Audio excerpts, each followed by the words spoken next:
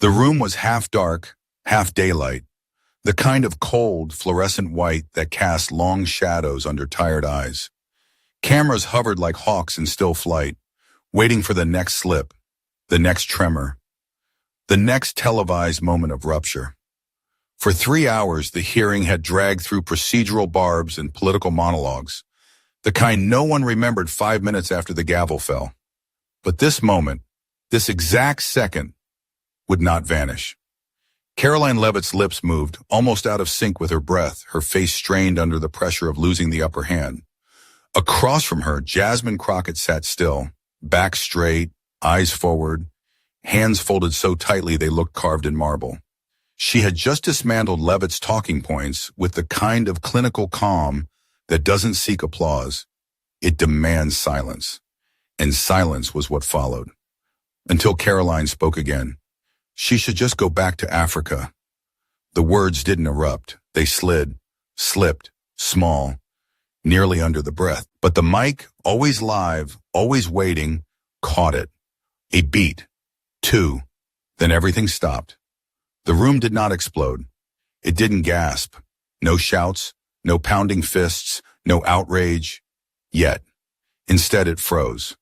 Not because of Karoline, but because of Jasmine. Because she didn't flinch. She didn't look up. She didn't blink. She didn't move. She just waited. A nearby aide turned sharply toward her, mouth slightly ajar. A Republican staffer paled. A Capitol police officer shifted her stance. Someone whispered, "Did she just?" But it was swallowed by the heat of the moment. Not fear, not shock, anticipation. Because this is when it usually happens. The snap, the storm, the meme. But Jasmine stayed still. Her stillness wasn't passive. It was orchestral, measured. The kind of stillness that lives between control and defiance. Karoline's eyes widened. For a flicker, just one breath, she looked like someone who wanted to reach back in his time, to drag the words back down her throat. But it was too late. The chamber belonged to the silence now. Jasmine reached down, not in fury, but in rhythm, opened her notebook, took her pen, and wrote one line. Still here. Nothing more. Not a rebuke, not a monologue. Just ink and presence. Chairman Thompson cleared his throat, the only sound audible over the room's aching stillness. He didn't address the comment, not yet. He simply said, "The Congresswoman from Texas has the floor." And Jasmine said nothing. She just passed. Leavitt sat like someone unsure if the earth had tilted beneath her. In the press row, a CNN reporter's hands trembled over her laptop keys. A Fox producer mouthed, "Cut to B-roll?" But no one moved. Not yet. Not during this. Not when a woman had been told, with centuries of venom behind one phrase, to erase herself, and refused, not with protest, but with presence. Outside the chamber, the sun shifted across the Capitol dome, casting long, broken shadows down Constitution Avenue. Inside, a young legislative intern, barely 22, Latina, first generation, sat with her hand over her mouth, whispering through her fingers. She didn't even blink. Because she didn't have to. Because when you're the one being told to leave, sometimes the most powerful answer is to stay. What happened in the next 30 minutes didn't just resolve a tense legal standoff. It revealed something about the women that would change how America viewed them forever. If you want to see how a clash between powerful legal minds can transform into unexpected respect, hit the like button and subscribe to see more stories about today's most influential figures. But Jasmine hadn't written "Still Here" for Karoline. She'd written it for the record. Because history has a way of twisting memory. And when it returned to this hearing, when the quotes were scrubbed and the footage edited and the transcripts reviewed, there would be no denying what had been said, nor how she answered it. Even in silence, Jasmine knew the difference between disappearance and dignity. So she closed her notebook, folded her hands again, and looked up, not at Karoline, at the clock. The hearing would resume in 3 minutes, and when it did, Jasmine Crockett would not need to raise her voice, because her existence, unapologetic, unyielding, had already spoken. It was never the insult itself that broke the room. It was the silence that followed. 3 seconds. That's all it took. 3 seconds that unraveled decades of decorum, shredded the performance of professionalism, and left the chamber holding its breath like a child waiting for a thunderclap that never came. Karoline Leavitt's words still echoed in people's minds, soft in volume, but heavy with history. She should just go back to Africa. And yet, there was no uproar. Not from Jasmine, not yet. Instead, she lowered her eyes as if searching for something beneath the surface of the polished desk. Her hand reached for the pen again. No rush, no tremble. She opened her notebook with the precision of ritual, turned to a clean page, wrote 2 words, "Still here." The pen clicked softly against the leather cover. She closed it. Around her, the room braced for a reaction that never came. The trap had been set. An outburst would be easy to spin, to reframe, to reduce. Angry black woman. Out of control. Another headline stripped of context and smothered in punditry. But Jasmine Crockett didn't explode. She contained. That, more than anything, terrified them. Because power feeds off predictability, and Jasmine had just rewritten the script. A junior Republican aide leaned toward his boss, whispering, "Should we object?" But to what? To silence? To presence? Chairman Thompson, brow furrowed, tapped his gavel once. "Order will be maintained," he said, though nothing had broken it. On the Democratic side, Representative Maxwell Frost stared ahead, stunned. No fist pumping, no shout of point of order. Just reverence. It wasn't just that Jasmine didn't respond to the slur. It was how. The restraint wasn't weakness. It was calculation. And behind it, history moved like a quiet tide.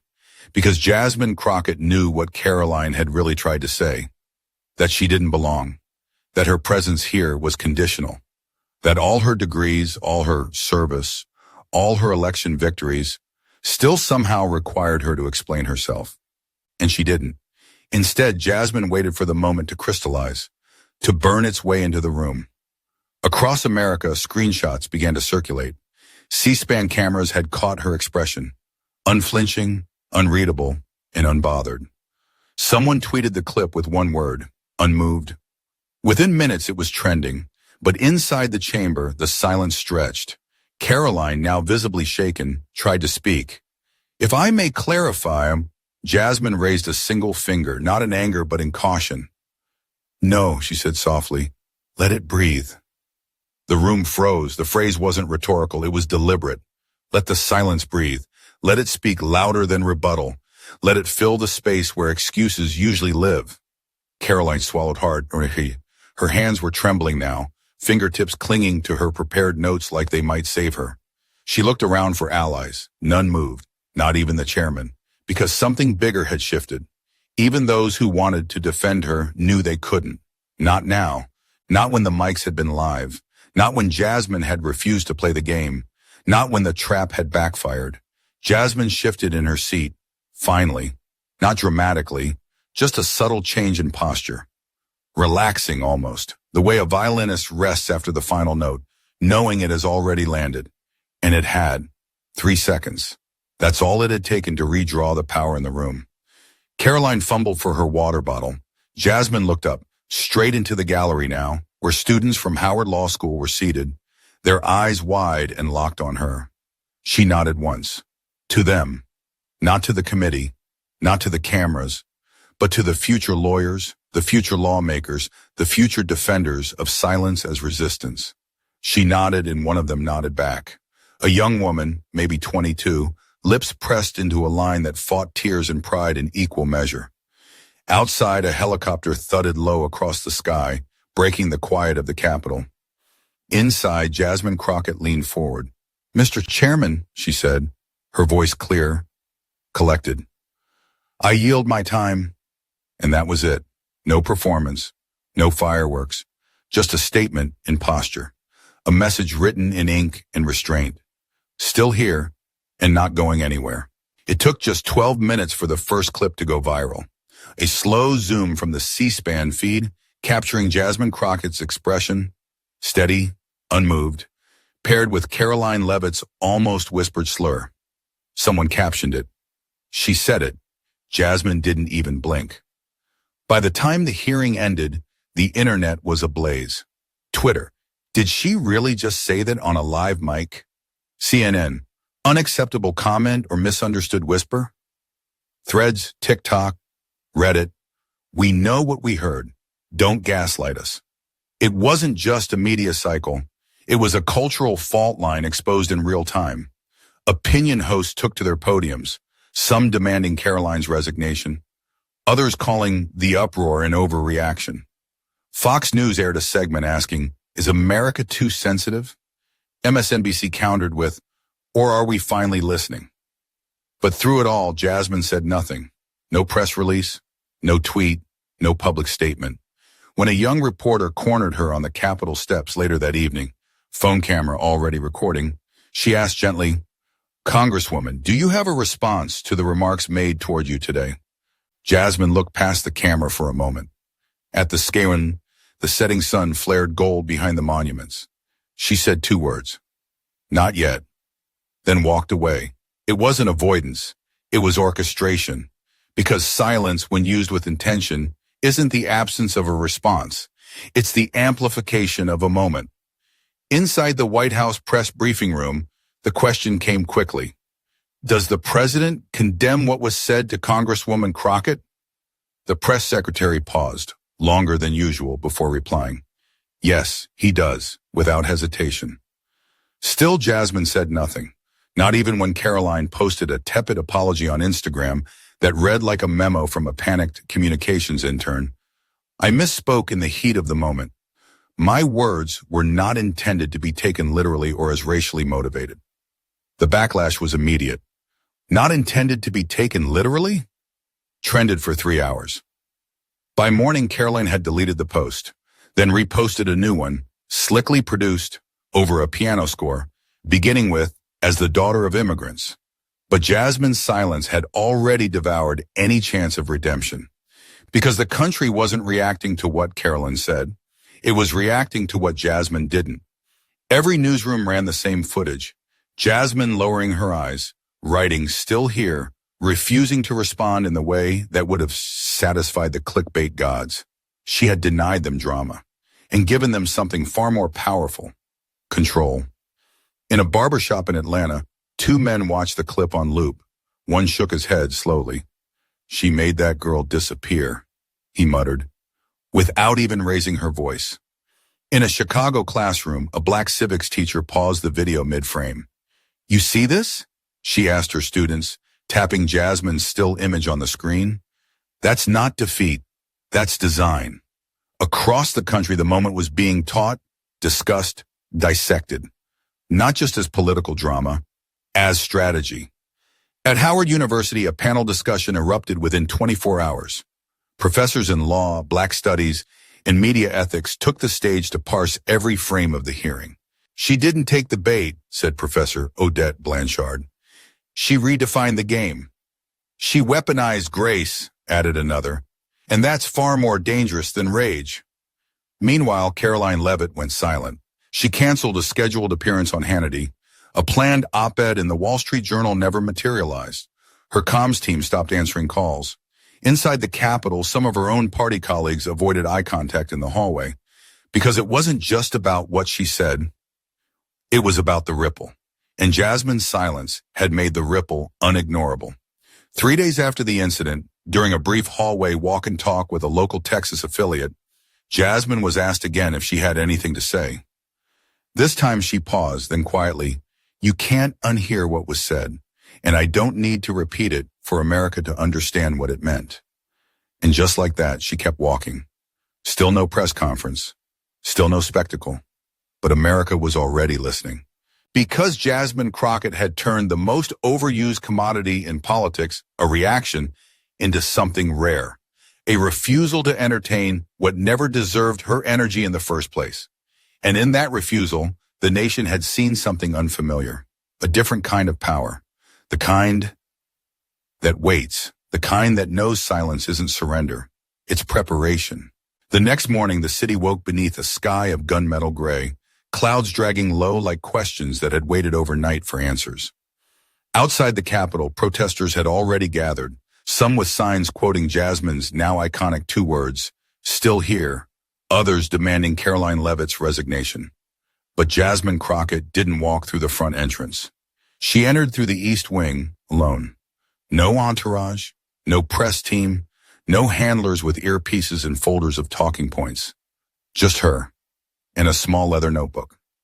At 10:07 a.m., she stepped onto the press platform outside the Longworth building. The podium had no backdrop, just air, concrete, and a dozen mics extended like the arms of a country trying to listen.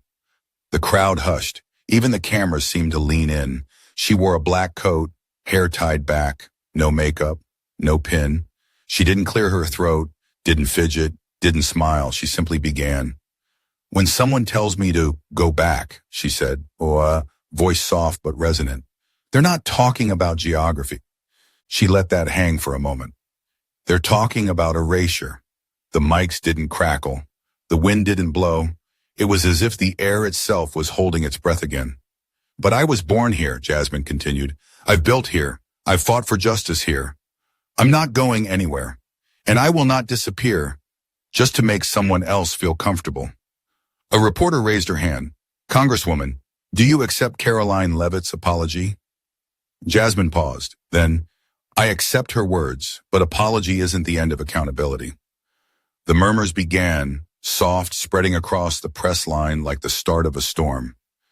"Do you believe her statement was racist?" Jasmine tilted her head slightly. "I believe it was the fruit of a system that teaches certain people they are the standard, while treating the rest of us like intrusions." "But what do you want from her?" Jasmine didn't blink. "Nothing." Silence. "I don't need her to understand me. I need her to understand the damage." Then her voice lowered, almost intimate. "It's not always the overt slur that wounds deepest. It's the confirmation of what some people already suspect, that their belonging is always provisional." The cameras clicked in frenzy. A drone hovered, whispering overhead. She turned slightly to the gathered crowd behind the barricades. Some clutched signs, others phones. A few just stood there, still and barefaced, watching as if watching themselves reflected in her poise. "I didn't respond yesterday," she said, "because I knew the story wasn't hers. It was ours. I knew if I screamed, they'd hear noise. But if I waited, they'd hear the truth." And then she paused, not for effect, but because she meant every word that came next. This country has never known what to do with the quiet strength of black women. They know how to punish our volume, but they don't yet know how to handle our silence. Reporters didn't shout follow-ups. They couldn't. Not yet. She stepped back from the podium, then stopped. "One last thing. To every young girl who watched yesterday and thought, 'I don't know how she stayed calm,' let me tell you something. I wasn't calm. I was clear." And then she walked away. No notes left behind, no handlers wrangling press, just footsteps fading down granite steps. Back inside the building, Karoline Leavitt watched the footage from her office. Alone. Behind her, a door that had remained shut all morning. Outside it, staffers waited silently, unsure what they could say. She reached for the remote, rewound the clip, played it again and again. The word she kept hearing wasn't racist or apology or erasure. It was clarity. And in Jasmine Crockett's clarity, she saw something that made her shift uncomfortably in her seat. Not shame, but reflection. And maybe, just maybe, the start of something else. But that part wasn't Jasmine's to narrate. She had said what she came to say, and she had said it the way America most needed to hear it. Not in anger, in grace. If that moment hit you too, don't just sit with it. Comment below. Like if this silence needs to break further. Subscribe, not for us, but for the stories still unheard. The ripple didn't stay inside D.C. It spread. Across barbershops and classrooms, church pews and dorm rooms, to kitchen tables where voices were usually lowered when talking about race. Jasmine Crockett's words weren't just quoted. They were lived. The stillness she wielded became a touchstone, not for silence, but for self-control weaponized against humiliation. In a Houston barbershop off Scott Street, the televisions were always on. ESPN, CNN, sometimes a local game rerun. But that day, it was a C-SPAN clip on loop. Jasmine, poised in front of the mic, saying they're not talking about geography. An older man, James, mid-fade in the chair, shook his head slowly. She didn't shout, but I heard thunder. Behind him, the barber paused mid-lineup. That's the kind of power they don't teach you in law school, he said, voice low. That's ancestral. The clip rolled again. In Chicago, on the third floor of a public school in South Shore, Ms. Anderson adjusted the projector screen in her civics class. The caption under Jasmine's image read, "I wasn't calm, I was clear." "Class," she said, chalk in hand, "we're not analyzing a politician, we're analyzing poise." A girl in the second row raised her hand. "So this is like when you fight back without swinging." Ms. Anderson smiled. "Exactly. This is resistance without rage. Power that's undeniable because it doesn't ask permission to exist." Meanwhile, in Billings, Montana, inside a dusty veterans hall with cracked tile floors and a smell of old coffee, a man named Carl Holbrook sat hunched over his laptop. Marine, 2 tours in Iraq, white, widowed, retired. He had never heard of Jasmine Crockett before that week, but now he watched her words on repeat. She didn't scream. She didn't curse. She didn't collapse. She stood. And something about that moved him more than he expected. He opened a blog he hadn't touched in 5 years and wrote, "I spent decades in uniform thinking I knew what courage looked like. But yesterday, a black congresswoman reminded me, sometimes the bravest thing you can do is not fight back. It's to stand still while the whole world begs you to flinch." He hit publish and didn't check the comments. He didn't need to. In Atlanta, a gospel choir rewrote the bridge to their Sunday service hymn, slipping in the phrase "still here" between verses. The sanctuary rose as one, not shouting, singing, still here, still strong, still unmovable in the storm. Even in the small towns where stories like this are sometimes filtered through partisan fog, something landed. In a diner in rural North Carolina, a waitress scrolled through her feed on break and whispered to herself. She didn't even raise her voice, and now everybody's listening.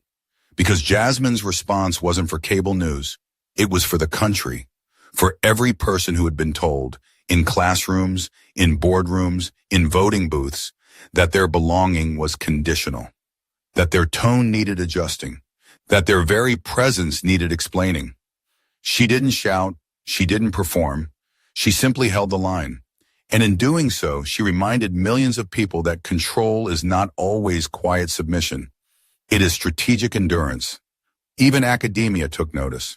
At Spelman College, a professor of political rhetoric rewrote her syllabus to include Jasmine's hearing response under a new unit, Tactical Stillness in Public Power. The class was full within an hour. Meanwhile, in the Capitol, Karoline Leavitt's office issued another brief statement. This one shorter, more contrite, less produced. No music, no qualifiers. Just 5 words. I need to do better. It didn't trend, but it didn't need to, because the story was no longer about her. It was about a woman who held an entire nation's gaze, not with outrage, but with order. Jasmine Crockett had reframed the script. She didn't explode. She expanded the room, made space for dignity to sit beside dissent. And across the country, people, black, white, young, old, weren't just watching. They were learning. Because Jasmine didn't just survive the moment. The request came quietly. No public statement, no Twitter thread, no op-ed disguised as apology, just a direct message from Karoline Leavitt's office to Jasmine Crockett's chief of staff. Subject line, request for private meeting. No cameras, no press, no agenda, just a line in the body of the email. I'd like to speak with Congresswoman Crockett directly, not to justify but to understand. The staffer brought it to Jasmine mid-morning, just as she was reviewing budget amendments in her office.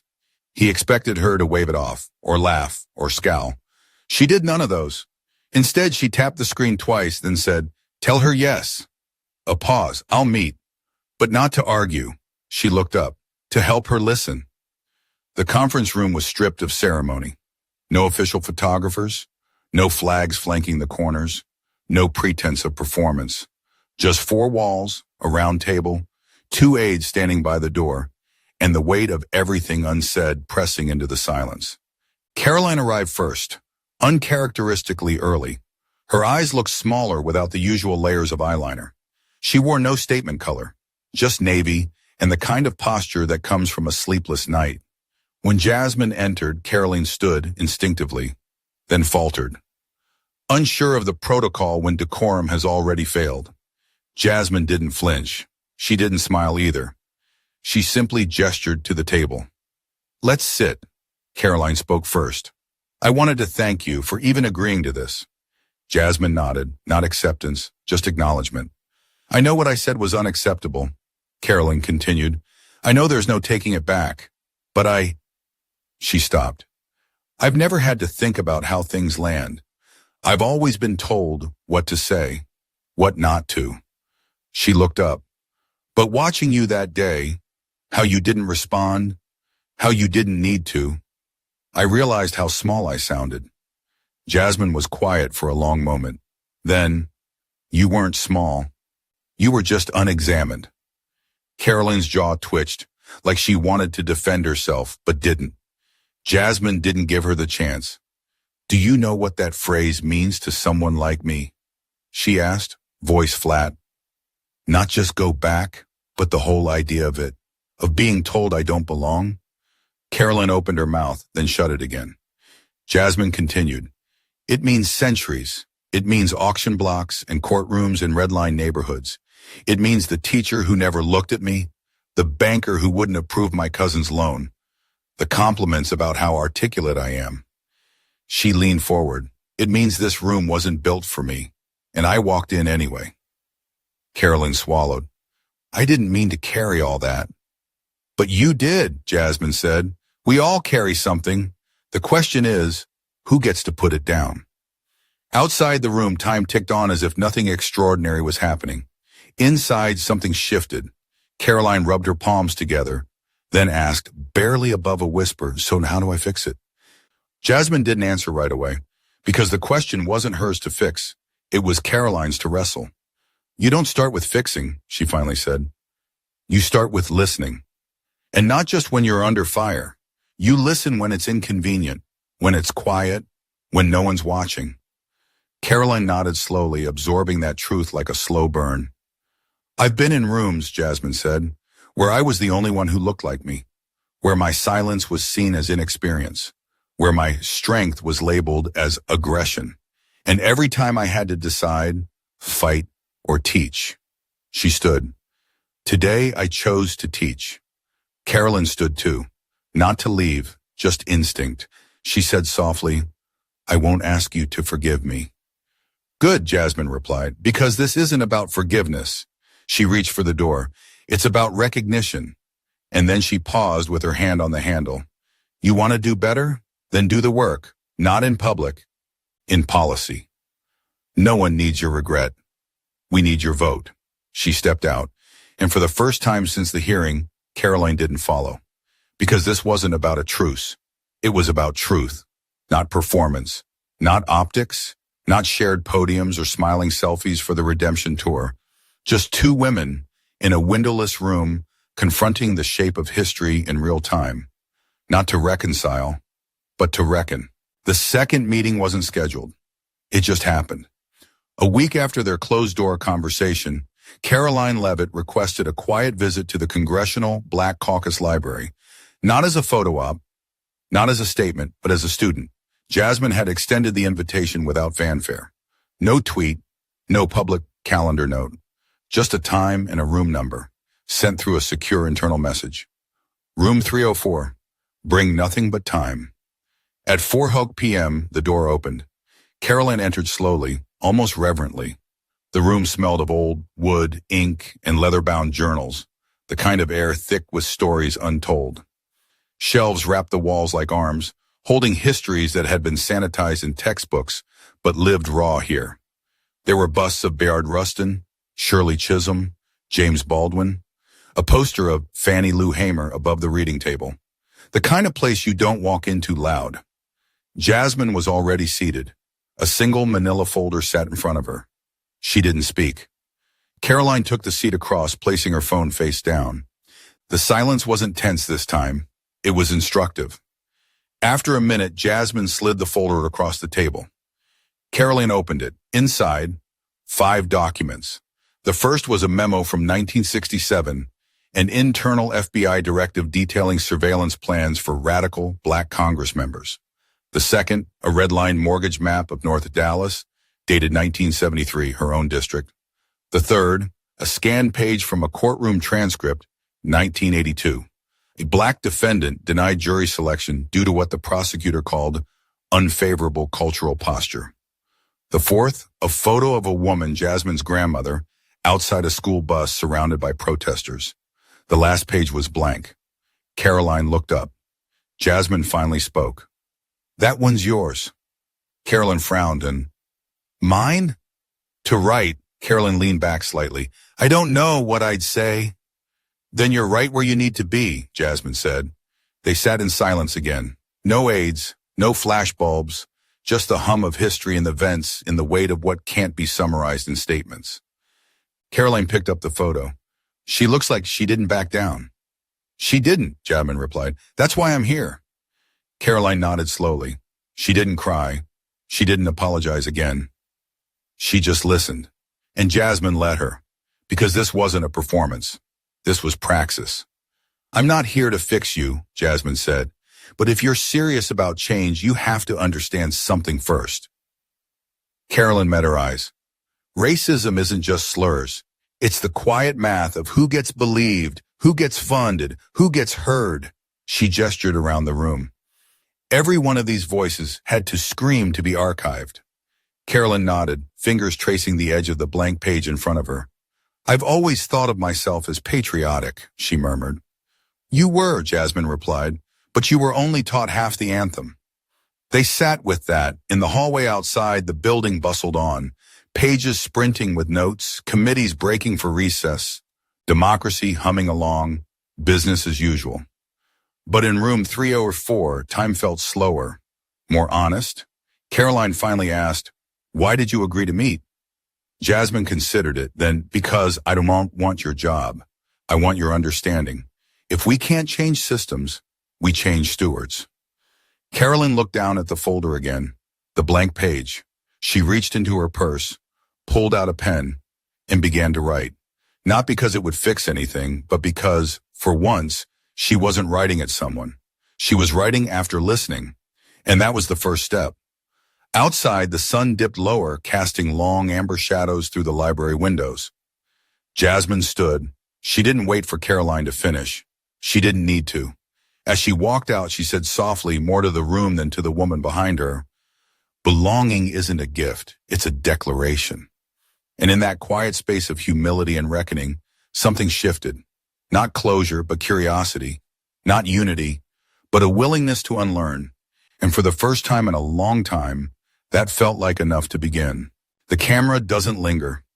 It pulls back slowly, one frame at a time, revealing the Capitol under twilight. A fortress of marble in memory.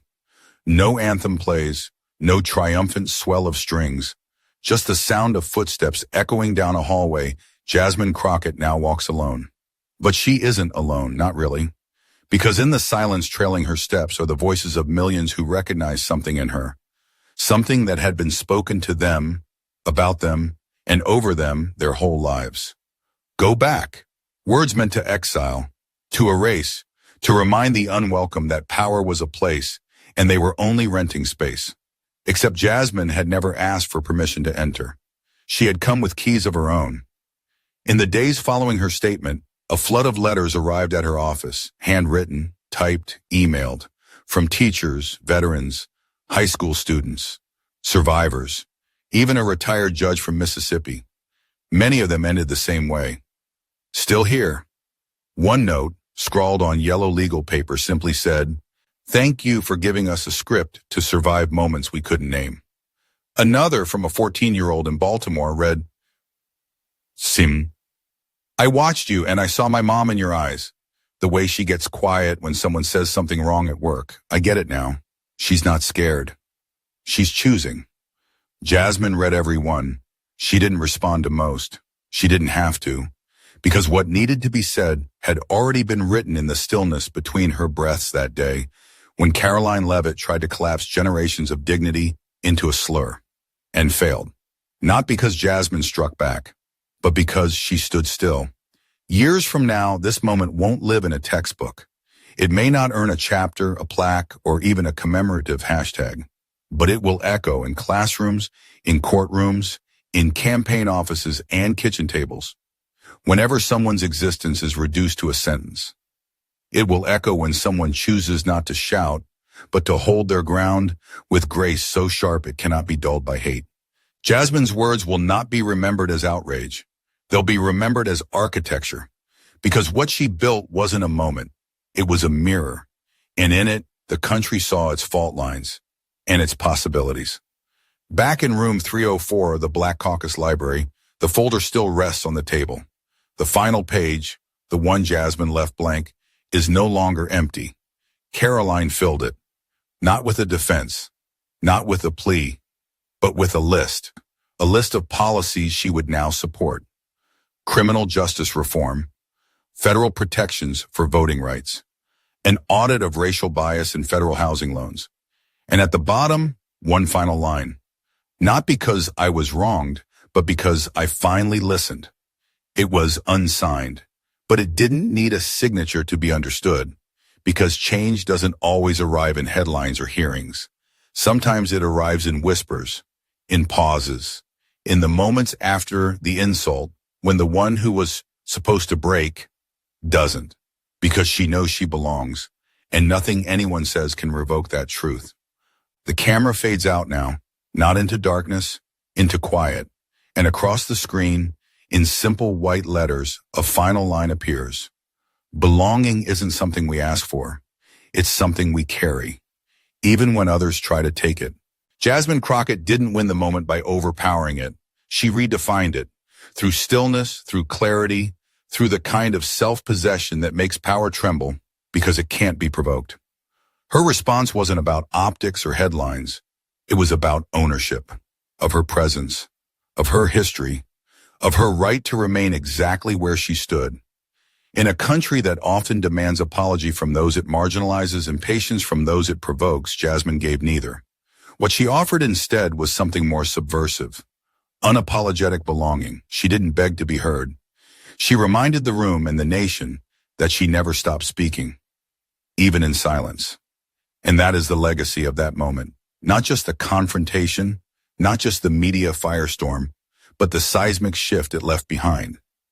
It taught us that resistance isn't always loud, that dignity can dismantle more than rage ever could, and that sometimes the most radical act is to stay and say nothing until the silence itself becomes the story.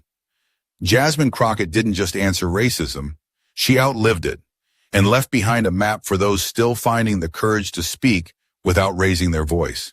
If this story moved you, challenged you, or simply made you think deeper, don't keep it to yourself. Comment below with your thoughts. Share this story with someone who needs to hear it. Subscribe if you are ready for more truths told in silence. And if you believe these stories deserve light, hit like, not for us, but for those still unheard. This story is a fictionalized and dramatized narrative. Any resemblance to real events or individuals beyond public record is purely coincidental.